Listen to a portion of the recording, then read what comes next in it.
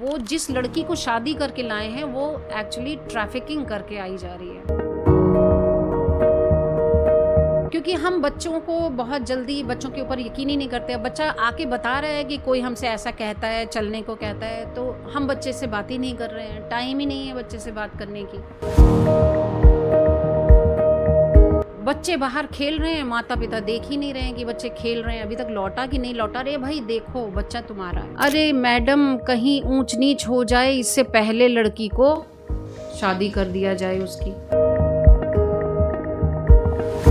हम लोग उसको ले आए और वो कह रही आप हमें छोड़ती नहीं है, अब बताइए हमें दूसरा दूल्हा कहाँ मिलेगा। हर दिन ट्रैफिकिंग होती। ट्रैफिकिंग के ऊपर काम करने जा रही थी, उनको ट्रैफिक्ड कर लिया गया। अफेयर होना गलत बात नहीं है।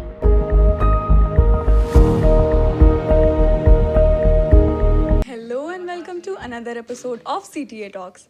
आज हमारे साथ मौजूद हैं हमारे ही उत्तर प्रदेश की एक ऐसी शख्सियत जिनसे बेहतर शायद ही कोई चाइल्ड राइट्स और चाइल्ड प्रोटेक्शन के बारे में जानता हो। मैम, जिन्होंने अपनी ज़िंदगी का एक सबसे बड़ा हिस्सा डेडिकेट किया भारत की महिलाओं और भारत के बच्चों के लिए। मैम की इस जर्नी की स्टार्टिंग हुई 1996 में। मैम, जैसा आपने अभी हमें पूरा चाइल्ड लाइन के बारे में बताया, ठीक है, तो मैम आप अब इसमें ये बताइए कि जब आप चाइल्ड लाइन में काम करती थी तब क्या मैम ऐसे ट्रैफिकिंग के केसेस आते थे चाइल्ड लाइन के अंदर? देखिए, चाइल्ड लाइन में ट्रैफिकिंग के काफ़ी केसेस तब भी आते थे और आज चाइल्ड हेल्पलाइन चल रही है तो उसमें भी आते हैं। क्योंकि अगर हम चाइल्ड प्रोटेक्शन की बात कर रहे हैं तो ट्रैफिकिंग तो एक बहुत बड़ा एरिया है और ट्रैफिकिंग के बहुत तरीके भी बदल गए हैं। पहले ये कहा जाता था कि एक बच्चे को ले करके कोई कहीं एक जगह से दूसरी जगह जा रहा है, पैसे का लालच दे रहा है, काम का लालच दे रहा है, तो वो ट्रैफिकिंग है। आज तो साइबर के माध्यम से ट्रैफिकिंग हो रही है, व्हाट्सएप के माध्यम से ट्रैफिकिंग हो रही है। तो अभी तो आप समझ रहे हो ना कि टेक्निकली भी ट्रैफिकिंग हो रही है। और जो चाइल्ड लाइन में जैसे हम लोगों ने कई ट्रैफिकिंग के इस तरह से जो केसेस सॉल्व किए हैं, उनमें मैक्सिमम जो थे वो चाइल्ड लेबर को ले करते थे। और ताजुब ये लगता है कि 8-8 साल के बच्चों को भी ट्रैफिकिंग करी जाती है सिर्फ इसलिए कि उसको लेबर बनाया जाए। और बहुत बारी ऐसा होता है कि जो ट्रैफिकर होता है, जो बच्चों को लाने वाला होता है, वो यही नहीं जानता होता है कि वो ट्रैफिकिंग कर रहा है एक्चुअली। जैसे हम आपको एक उदाहरण के तौर पे एक केस बताते हैं। लखनऊ का ही केस है हमारे यहाँ का। यहाँ एक फैक्ट्री थी, उसमें हम लोगों को पता चला 16 बच्चे काम कर रहे हैं।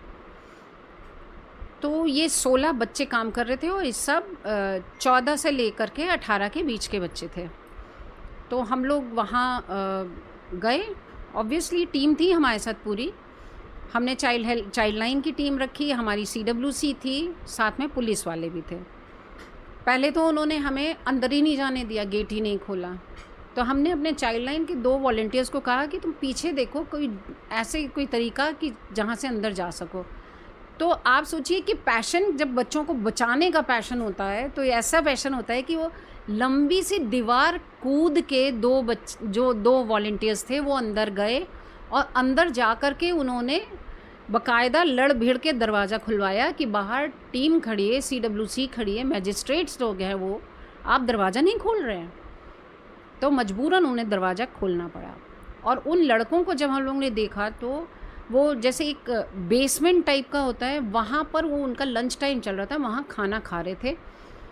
और आप यकीन नहीं करेंगी कि वो खाने की जगह जहाँ बच्चे खाना खा रहे थे वो ऐसी जगह थी जहाँ हम खड़े नहीं हो पा रहे थे। इतनी गंदी महक थी और ये बच्चे वहाँ खाना खा रहे थे। और वो बच्चे तन पे, क्योंकि जून उनका महीना था, तन पे सिर्फ एक अंडरवेयर पहने थे और कुछ नहीं पहने थे वो बच्चे। और लग रहा था कि ये कई दिन से नहाए नहीं हैं। तो उन 16 के 16 बच्चों को हम लोग ने रेस्क्यू किया, हम लोग लेके गए और ये पता किया कि ये कहाँ से बच्चे आए। तो हम जैसे आप बता रहे हैं कि कभी कभी ट्रैफिकर जो ला रहा है बच्चे, उनको ही नहीं पता था। तो बड़ी मज़े से आकर के वो वहाँ के एक मैनेजर ने बताया कि ये हमारे गांव का है, इसी से कहा था कि बच्चे ले आइए। तो वो अपने आसपास के गांव के बच्चों को ले आया। उसके खिलाफ़ FIR दर्ज हुई थी और इन 16 के 16 बच्चों को इनके घर वापस भेजा गया था। 2000 पे इनको रखा गया था पर मंथ। पिछले 6 महीने से उनको पैसा नहीं मिला गया था और बॉन्डेड लेबर की कैटेगरी में ये आए। तो आप ये समझिए कि जो ला रहे हैं उसको पता ही नहीं कि ट्रैफिकिंग टाइप की कोई चीज़ होती है, लेकिन जो भेज रहा है लेने वाला वो असली गुनाहगार है। लेकिन हमारे यहाँ कुछ इस तरह की चीज़ें होती है कि असली गुनाहगार अक्सर ही बच जाते हैं और ट्रैफिकिंग के केसेस में तो 100% बचते हैं। क्यों बचते हैं? क्योंकि लड़की को उठाने वाला या कोई भी बच्चे को उठाने वाला, उसको स्टेशन तक पहुंचाने वाला कोई और होता है, ट्रेन में उसको कोई और लेता है, ट्रेन से उतारता है, उसके बाद कोई और उसको लेता है। ये पूरी नेटवर्किंग होती है। तो एग्जैक्टली कौन ट्रैफिकर कहाँ से ये बच्चे मंगा रहा है उसको पकड़ पाना बहुत मुश्किल हो जाता है। लेकिन 2022 में हम लोगों ने एक किंग पिन को पकड़ा लखनऊ स्टेशन पे, जो 25 लोगों के साथ था और हमें खबर मिली कि ट्रेन पहुंचने वाली है, मतलब 2 घंटा था शायद ट्रेन को पहुंचने में, बिहार से आ रही थी और 10 मिनट का केवल वहाँ हॉल्ट है लखनऊ में और हमें 10 मिनट में देखना है कि बच्चे और ट्रैफिकर्स कहाँ हैं। हम लोग ने 10 मिनट में काफ़ी 35 की टीम हमने कर ली थी, क्योंकि रेलवे चाइल्ड लाइन भी थी, सिटी चाइल्ड लाइन थी, साथ में जीआरपी थी और पुलिस थाना था। तो 35 लोगों की ट्रेन में हमने पूरी टीम हम लोग बिछ गए, ढूंढी सबको और 25 लोगों को नीचे उतारा। आप सोचिए 25 लोगों को उतारने में 4 लड़कियां थी जिनकी ट्रैफिकिंग हो रही थी। वो बारात बन के ना, जैसे कि बच्ची को ब्याह करके लाए हैं, बिहार से ब्याह करके ला रहे थे, प्रॉपर ब्याह, और ट्रैफिकिंग के लिए, और वो थी ट्रैफिकिंग की। उसमें जो किंग पिन था वो पकड़ा गया, लेके वो शादी करके ला रहे थे, लेकिन उनका पूरा मोडस ऑपरेंडी क्या था, वो शादी करके लड़कियों को लाते बिहार के दूर दराज के एरिया से और फिर यहाँ ला करके शादी तो एक तरफ रहेगी, लड़की को बेच दिया। तो यहाँ से लड़की फिर बॉम्बे जाती है या अलग अलग सिटीज़ में जाती है और वहाँ काम। और उसमें कई हम लोगों को ऐसे लोग मिले जो यही नहीं समझ पा रहे थे कि ये हमको पकड़ा क्यों गया है, क्या हमने लड़के की शादी करके गलत किया? क्योंकि उन्हें ये अंदाज़ा ही नहीं था कि वो जिस लड़की को शादी करके लाए हैं वो एक्चुअली ट्रैफिकिंग करके आई जा रही है और दिखाया कुछ और जा रहा है। तो ऐसे में कितना मुश्किल होता है किसी को जान पाना। तो ये तो क्योंकि नेटवर्किंग बहुत हम लोगों की भी उतनी अच्छी होनी चाहिए, जैसे उस समय थी, हमारी बहुत अच्छी नेटवर्किंग थी कि हमें बिहार के, दिल्ली के और लखनऊ के सारी NGOs से हमारी नेटवर्किंग थी। तो वहाँ से जैसे ही हमें खबर मिलती तो हम यहाँ पर तुरंत एक्शन में आ जाते। ऐसे ही मोतिहारी से बच्चे आ रहे थे, 21 बच्चों को हम लोगों ने कमता पे बस से उतारा था। बस के सामने खड़े हो गए थे हम लोग कि बस रुकेगी तो हम उतारेंगे। बस का नंबर सब पता चल गया था, हम लोग पहले से वहाँ मौजूद थे। तो ट्रैफिकिंग के बहुत केसेस होते हैं और बहुत ही दुर्भाग्यपूर्ण है कि छोटे छोटे बच्चे जिनको अपने माँ बाप के पास रहना चाहिए, उनको लेबर के लिए भेज दिया जाता है। वो लोग जा रहे थे दिल्ली में सरोजनी नगर में कोई बैग फैक्ट्री है, वहाँ पर बैग बनाने के लिए। लखनऊ में एक चूड़ी फैक्ट्री है, वहाँ से हम लोग ने 25 बच्चे निकाले थे और बच्चे बड़े खुशी खुशी काम करते थे। पता क्यों? क्योंकि बच्चों को हफ्ते में एक बार नॉनवेज खाने को मिलता था, बाकी दिन उनको टीवी देखने को मिलता था और उनके हाथ क्योंकि छोटे छोटे होते हैं उंगलियां, तो चूड़ी में नग वग लगाने में काम आती हैं। तो बच्चे, छोटे छोटे बच्चे वहाँ थे, उनको रेस्क्यू कराया था। तो इस तरह से ट्रैफिकिंग के तो बहुत केसेस हैं और हर दिन ट्रैफिकिंग होती है, हर दिन होती है ट्रैफिकिंग। और ट्रैफिकिंग के इतने तरीके बदल गए हैं कि आप समझ ही नहीं पाएंगे कभी। लेकिन ट्रैफिकिंग में हम ये कहेंगे कि अगर हमारी जनता सजग है, थोड़ी जनता अगर सजग हो जाए, माँ बाप सजग हो जाएं, तो हम ट्रैफिकिंग के थोड़े केसेस कम कर सकते हैं। क्योंकि हम बच्चों को बहुत जल्दी, बच्चों के ऊपर यकीन ही नहीं करते। अब बच्चा आके बता रहा है कि कोई हमसे ऐसा कहता है, चलने को कहता है, तो हम बच्चे से बात ही नहीं कर रहे हैं, टाइम ही नहीं है बच्चे से बात करने की। तो ये सब चीज़ें स्कूलों में, कॉलेजेस में बच्चों के साथ हमें शेयर करनी बहुत ज़रूरी है।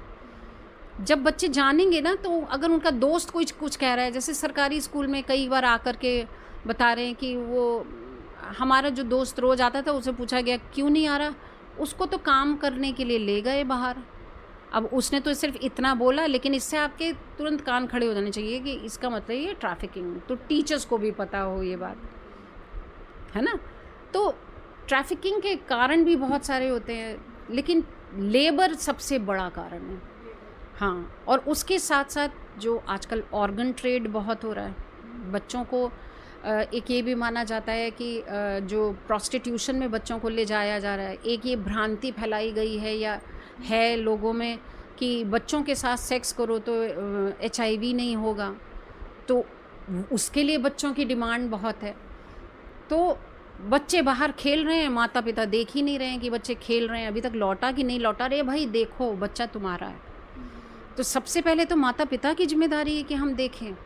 और जहाँ ये ट्रैफिकर्स होते हैं ना, ये कीन ऑब्जर्वर्स होते हैं, जहाँ माता पिता बहुत रिलैक्स्ड हैं, बच्चे का ध्यान नहीं रखते, या वल्नरेबल कोई फैमिली ऐसी है कि जिसमें पिता है माता नहीं है, या माँ है पिता नहीं है, माँ बाप में दोनों में लड़ाई रहती है हर समय, ऐसी जो वल्नरेबल फैमिलीज़ होती हैं ना, ऐसे ही बच्चों को ताड़े रहते हैं ये लोग। और जहाँ मौका मिलता है, और केवल ऐसा ही नहीं है कि निचले तबके के बच्चों की ट्रैफिकिंग होती है, मिडिल क्लास के बच्चों की भी होती है और अपर क्लास की भी होती है। और वो अपर क्लास की ही तरीके से फिर होती है, मिडिल क्लास की ही तरीके से होती है। उसके भी मैम तरीके होते उसके भी अलग अलग तरीके हैं। जैसे हम लोग कभी भी स्कूल्स में वर्कशॉप्स वगैरह लेते हैं, तो लड़कियों के सबसे पहले हम लोग यही कहते हैं, भाई अफेयर होना गलत बात नहीं है, ये समय है, अफेयर होगा, बहुत अच्छी बात है, लेकिन सजग रहो, किसी के साथ कहीं अकेले जाने की ज़रूरत ही नहीं है। और कहीं जा रहे हो तो बताओ, किसी न किसी बड़े को आपके वेयर अबाउट्स पता होने चाहिए। नहीं पता होते हैं तो बच्चे आराम से निकाल लिए जाते हैं। आपको ताज्जुब लगेगा, 2 नेपाल की लड़कियों ने खुद ये शेयर किया था, जो MSW कर रही थी, ट्रैफिकिंग के ऊपर काम करने जा रही थी, उनको ट्रैफिक्ड कर लिया गया। Can you believe that? उनको जॉब ऑफ़र मिला कि मुंबई में काम है, तो चली गई कि भाई हमको तो अब जॉब मिला है और ये है और वो, तो बड़ी खुश कि हम वहाँ पर काम करेंगे जा कर के। वहाँ उन 2 दिन उनको बड़े अच्छे से माहौल दिया गया कि भाई तुम्हारा जॉब है, यहाँ पर काम करो। तो अब लेकिन काम क्या करना है पहले ये तो बताओ। तो कहा अभी आप रिलैक्स करो, फिर आपको बताते हैं कि क्या काम है। फिर थोड़ा मोड़ा डॉक्यूमेंटेशन ये वो बताया गया। उसके बाद एक लड़की ने बाद में बाहर किसी को ओवरहियर कर लिया कि ये कुछ ऐसा तय हो रहा है कि ये दोनों यहाँ पर हैं और इनको कल से पहले यहाँ से निकालना है। इनके लिए तो कान खड़े हो गए, क्योंकि ये लोग चाहती थी, उस तरह का काम करती थी, करना ही था उनको। तब इनको समझ में आया कि ये यार हमारे साथ तो वही हो रहा है जिस चीज़ को हम बचाने के लिए चाहते। तो इन लोगों ने, क्योंकि समझदार थी, पढ़ी लिखी लड़कियां थी, रात में इन्होंने प्लान बनाया और उन लोगों से ये कुछ इस तरह की बातें हुई कि भाई हमको अभी कुछ काम है, हम किताब ख़रीदना चाहते हैं या कुछ ऐसे करके ये लोग बाहर निकल के गई। और वो लोग क्योंकि जॉब के लिए बुलाया था तो बहुत ज़्यादा वो नहीं थे कि हम इनको पूरा टाइम इनकी वो रखें, तो ये बस निकली हैं। उसके बाद फिर ये अपने आप को बचा के निकल पाएँ।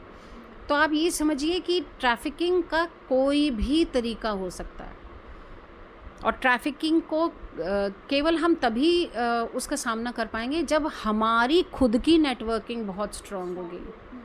क्योंकि ट्रैफिकर्स की नेटवर्किंग जब इतनी स्ट्रांग है तो उससे आपको 2 पैर आगे होना पड़ेगा, हम 4 पैर पीछे हैं।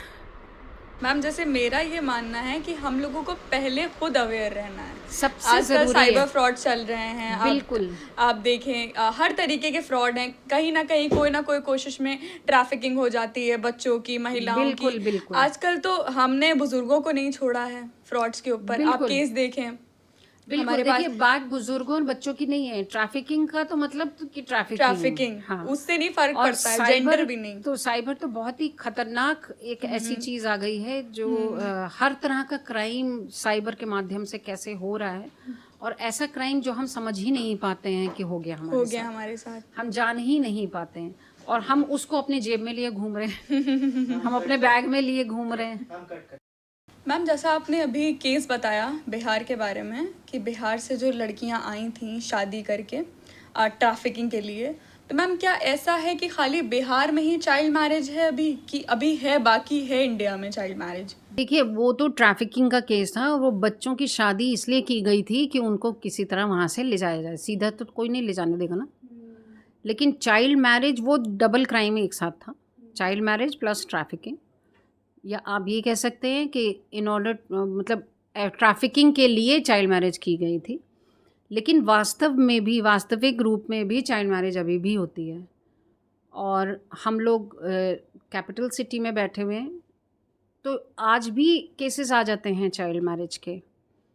और कई बार होता है कि आप गांव में दूर दराज जाओ, कभी गांव में बात करो, कभी केस आता है तो वहाँ जा कर के बात करते हैं। तो एक गांव की मानसिकता होती है ना, कुछ लोगों की मानसिकता है। हालांकि गांव में भी अभी बहुत ज़्यादा लोग आगे बढ़ने की प्रोग्रेसिव हो रहे हैं, थोड़ा पढ़ रहे हैं, लिख रहे हैं।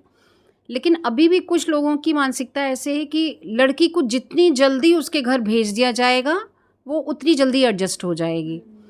लेकिन उसका मतलब कतई ये नहीं है कि भाई हम बचपन में ही लड़की को घर भेज दें। भाई लड़की को भी तो बचपन का पूरा पूरा हक है। लेकिन ये बात लोग समझते नहीं हैं। दूसरा, आजकल बहुत ज़्यादा लोगों में ये आ गया है कि लड़कों से दोस्ती हो जाएगी तो क्या होगा।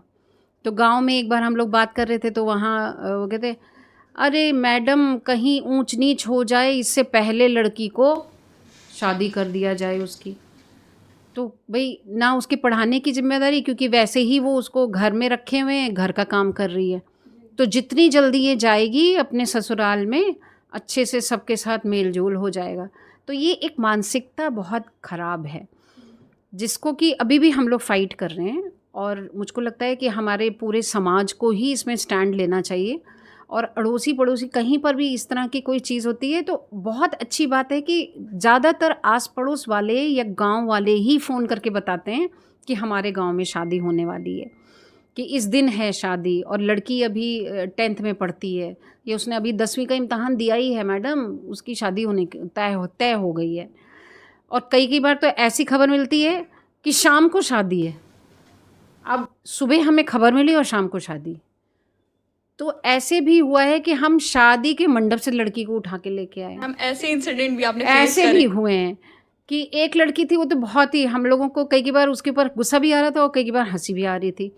वो लड़की थी, हार्डली होगी 15-16 साल की लड़की थी। और दिन में शादी, मुस्लिम शादी थी उसकी, और बड़ी अच्छी सी नथवत पहनी थी। हम लोग उसको ले आए और वो कह रही, आप हमें छोड़ती नहीं हैं, अब बताइए हमें दूसरा दूल्हा कहाँ मिलेगा। वो ऐसे ऐसे कहे और बार के, हमको इतने अच्छे कपड़े मिले, हमको इतना अच्छा गहना मिला है, आपने हमें पकड़ लिया है। तो फिर उसके शौहर को भी बुलवाया गया, उन लोगों से, सबसे परिवार से। तो फिर ये तय किया गया, बात करी गई, सब पुलिस वुलिस सब आई। फिर उनको समझाया गया कि भाई अभी इतनी छोटी, अभी क्यों शादी करना चाहते हैं। तो कहते हमारे यहाँ तो शादी होती है। ठीक है, आप शादी होती है लेकिन फिर गौना नहीं करेंगे, लड़की जब 18 की हो जाएगी तब करेंगे। और ये भी उनको बताया कि चाइल्ड मैरिज एक्ट में ये भी है कि 18 के बाद अगर लड़की कहती है मुझे इस लड़के से शादी नहीं करना पड़ेगा तो शादी वॉइड होगी आपकी। तो ये सारी चीज़ें फिर उनको समझाई, बताई, काउंसलिंग करनी पड़ती है। ऐसी एक लड़की और थी, उसके साथ भी यही था। वो तो कह रही मैं तो इसको बचपन से जानती हूँ और माता पिता कहते हैं शादी कर लो तो हमारी हो रही है, तो आप लोगों को क्या प्रॉब्लम है। मतलब सीधा यही आता है। पेरेंट्स भी कई बार ये पूछते हैं, शादी हमारी बिटिया की है, तुम्हें क्या दर्द हो रहा है। तो उन लोगों को समझाना पड़ता है कि ये हमारे देश के कानून के विरुद्ध है। और क्योंकि बच्चा आपका है तो बच्चे को आप, बच्चा जब तक बच्चा है तब तक तो उसको छोड़ के रखो, तब उनको समझाया बुझाया जाता है। और ऐसी 1-2 बार ऐसा हुआ है कि जब शादी हो गई तब हमारे पास खबर आई, तो फिर हम लोग ने गौना के लिए, लड़की की विदाई नहीं होने दी, गौना की, बट 18 के होने के बाद उसका गौना किया जाए। और पहले खबर मिल जाती है तो पहले ही रोक दी जाती है। कभी कभी तो लाठी डंडे तक चल जाते हैं। एक गांव में तो मतलब पुलिस भी कोने में खड़ी रही, वो भी कुछ नहीं बोल रही थी, क्योंकि उसको पता है कि ये गांव में अगर आप लाठी डंडा, बहुत यूनिटी होती है वहाँ। बहुत यूनिटी होती है सब लोग की। बेटी की शादी में ये लोग क्यों आए, उस समय तो हम लोग कैसे बच के निकले हैं। लेकिन आज भी ये स्थिति है कि कुछ लोगों के दिमाग में ये बात है कि लड़की है तो उसको जितनी जल्दी शादी कर दी जाए, उसको कहते हैं निपटा दिया जाए, जो बहुत गलत सोच है।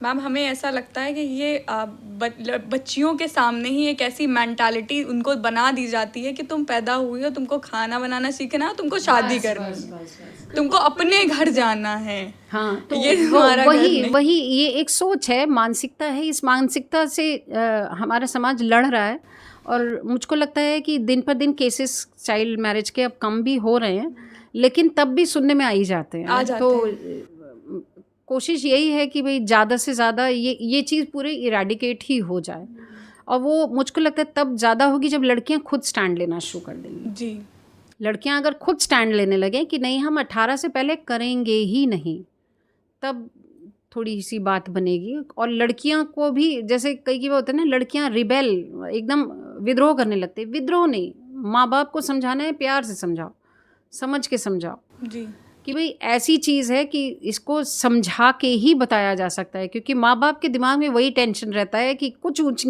नीच, ये एक ऊंच नीच हमारे समाज का ऐसी प्रॉब्लम है कि बहुत डिस्टर्बिंग है। जैसे हम एक बच्ची से बात की कि तुमको क्या लगता है सबसे ज़्यादा मम्मी जो बात करती हैं, तुम लोगों को क्या अरे मम्मी हमारी हमेशा कहती है 4 लोगों से डर के रहना चाहिए। ऐसा थोड़ी ना है कि हर समय जो मर्जी आया बोली, जब मर्जी आया हंसे, 4 लोग क्या कहेंगे, तो कभी सोचा है ये? तो कहती मैम हमको ये बताइए 4 लोग होते कौन हैं? तो ये सब चीज़ें हैं, लड़कियों पे अभी भी थोड़ा सा काम करने वाला है। मैम, एक बात और आपसे पूछना चाहेंगे कि ये चाइल्ड प्रोटेक्शन और चाइल्ड राइट्स के लिए आप मैम भविष्य क्या देखते हैं कि हमारा आने वाला जो कल है वो बच्चों के हित में कैसा होगा, और आप हमारी जनता को क्या बताएंगी? देखिए, ऐसे चाइल्ड राइट्स का पे बहुत काम हुआ है, और सरकार ने भी और सिस्टम ने भी बहुत लग के काम किया है। अब हम देखते हैं कि जैसे डिस्ट्रिक्ट चाइल्ड प्रोटेक्शन यूनिट है, चाइल्ड हेल्पलाइन है, और CWC है, जुवेनाइल जस्टिस बोर्ड है, काफ़ी सारे ऐसी चीज़ें हैं जो कि बच्चों के हित में काम कर रही हैं। लेकिन फिर भी अभी बहुत काम करना बाकी है, क्योंकि रिहैबिलिटेशन पे काम अभी बहुत कम हुआ है। बच्चे हमारे शेल्टर होम्स में रहते हैं, लेकिन 18 साल के बाद उनका भविष्य, बहुत अभी काम करना बाकी है उस पे। होता है, बहुत कुछ होता है, लेकिन उससे भी कहीं ज़्यादा होने की अभी गुंजाइश है। दूसरा, जो बच्चे घरों में हैं, जो बच्चे स्लम्स में हैं, गांव में हैं, अभी उन पर भी बहुत काम होना बाकी है। मिसिंग चिल्ड्रन पे काम होना बहुत बाकी है। बहुत बच्चे हैं जो कभी मिलते ही नहीं हैं, मिसिंग दर्ज हो जाती है, और कितने ही बच्चे हैं जिनकी मिसिंग दर्ज ही नहीं होती। तो नो डाउट बहुत काम हुआ है, बट अभी हमें और बहुत काम करना बाकी है, और इसके लिए हमको लगता है कि अभी बजट भी सरकार बहुत कम देती है चाइल्ड प्रोटेक्शन को लेकर के, तो थोड़ा उस ओर ध्यान देना हमें ज़रूरी है कि उस ओर भी हम ध्यान दें। पॉलिसी में कुछ चीज़ें ऐसी लाएं जिसमें कि रेगुलरिटी बनी रहे हर चीज़ के ऊपर, और ख़ास तौर से हम कहेंगे कि अगर हम बच्चों से रिलेटेड जो ऑफिसर्स हैं, स्टाफ है, पुलिस है, उसमें भी बहुत काम करने की गुंजाइश है। क्योंकि हम जब बात करते हैं स्पेशल जुवेनाइल यूनिट की, स्पेशल पुलिस जो बच्चों के लिए होती है, उनकी ट्रेनिंग अभी बहुत कम होती है, क्योंकि उसको लोग जो भी पुलिस के दायरे में हैं वो लोग उसको बहुत खुशी से नहीं कर रहे हैं वो ड्यूटी। मतलब उनको लगता है कि ये क्या है, ये बच्चों का काम हमें दे दिया गया है। मतलब वो एक पैशन जैसे होता है ना, बच्चों का काम करने के लिए पैशन वाला व्यक्ति चाहिए, और इसीलिए हम लोग बार बार ये बात सजेस्ट भी करते हैं कि एक लाइन ऑफ पुलिस जो बच्चों के लिए ही काम करे, they should be trend in that line only. क्योंकि कुछ पुलिस वाले इंटरेस्ट लेते हैं, लेकिन बहुत पुलिस वाले नहीं लेते हैं इंटरेस्ट। उनको इसमें क्या है, बच्चों के लिए काम करना है, मज़ा नहीं आता। तो जिसको मज़ा नहीं आता, मेरे ख्याल में उसको इस फील्ड में नहीं आना चाहिए, क्योंकि हम एक इनोसेंट बालक है, बालिका है, हम उसको क्या दे रहे हैं, वो कुछ मांग नहीं रहा है, लेकिन बड़े होने के नाते हमारा काम है हमें उसे देना, वो चीज़ हम दे ही नहीं रहे हैं। तो इसलिए अभी दिल्ली दूर है, काफ़ी काम करना अभी बाकी है। और साथ साथ दर्शकों की अगर हम बात करते हैं आपके, मुझको लगता है हर व्यक्ति, हर एक एक समाज का व्यक्ति, उसके ऊपर ये रिस्पॉन्सिबिलिटी है कि उसके आसपास का चाइल्ड, जो बच्चा जो है वो सुरक्षित रहे, और उसके दिमाग में ये बात होनी चाहिए कि ये हमारा पड़ोसी है, ये हमारे घर का बच्चा है, ये हमारे स्कूल में बच्चा है, तो कहीं ना कहीं से तो हम रिलेटेड हैं उस बच्चे से, तो वो अपनी जिम्मेदारी निभाए। उतनी जिम्मेदारी तो निभा ही सकता है कि बच्चा अगर रो रहा है तो क्यों रो रहा है, अगर वो चिल्ला रहा है तो क्यों चिल्ला रहा है, अगर उसने कुछ बात कही है, और यहाँ तो हम माँ बाप को भी इंक्लूड करते हैं। कई बार बच्चे बहुत कुछ कहते हैं, माँ बाप सुनते ही नहीं हैं, उनके पास या तो टाइम नहीं है, या तो वो सोचते हैं कि अरे फिजूल कह रहा है, नहीं ऐसे ही कहता रहता है वो। लेकिन जो ऐसे ही कहता रहता है वो ऐसे ही नहीं कहता है, एक्चुअली कहीं ना कहीं उसका बेस होता है, तो उस बेस को हम ढूंढें। कितने सारे अब्यूज़ के केसेस ऐसे ही होते हैं, 10 बार बच्चे ने माँ से कहा लेकिन माँ ने नहीं सुना। तो चाइल्ड प्रोटेक्शन में समाज के एक एक व्यक्ति की बहुत अहम भूमिका है, और जो चाइल्ड प्रोटेक्शन से जुड़ा हुआ है उसकी तो है ही। तो चाहे हमारे शेल्टर होम्स के स्टाफ हों, चाहे हमारे डिपार्टमेंट हो, या पुलिस महकमा हो, या एजुकेशन डिपार्टमेंट हो, हर व्यक्ति उतनी ही शिद्दत से अगर काम करेगा तो मेरे ख्याल में हमारे बच्चों का फ्यूचर और हमारे देश का फ्यूचर बहुत ब्राइट होगा। तो सबको अपना अपनी कंट्रीब्यूशन देना ही चाहिए इस फील्ड में।